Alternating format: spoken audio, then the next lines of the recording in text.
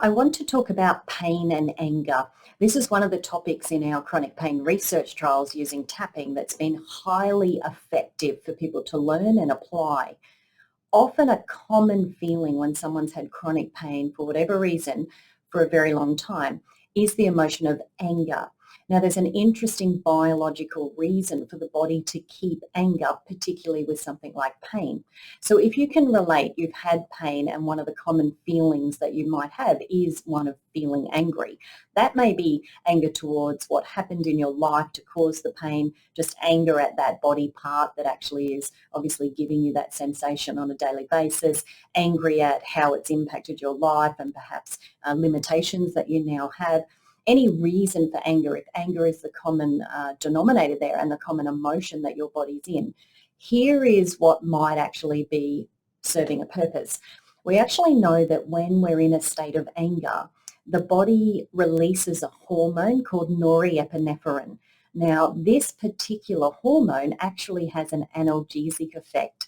So when we're in a heightened state of anger, and if you think about the fight or flight response, if we need to garner or tap into some anger in order to fight for our own safety, we often are unaware in that moment of any pain sensations.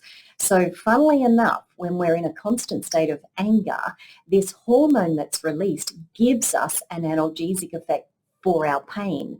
So often our patients in the trials that we've been running have been telling us that funnily enough, to give up that angry feeling might put them back in touch with the sensation of pain, not realizing there's actually a biological reason why pain helps detract or distract you from that sensation of pain. So when you use your tapping, you may want to be aware of that.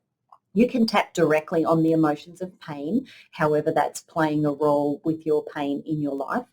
But also be aware that as that pain decreases, as that anger decreases, the sensation of pain may increase just in the beginning. You can then apply your tapping to all of the other notions to do with pain, what caused it, what keeps it going, the protective purpose of pain, that type of thing.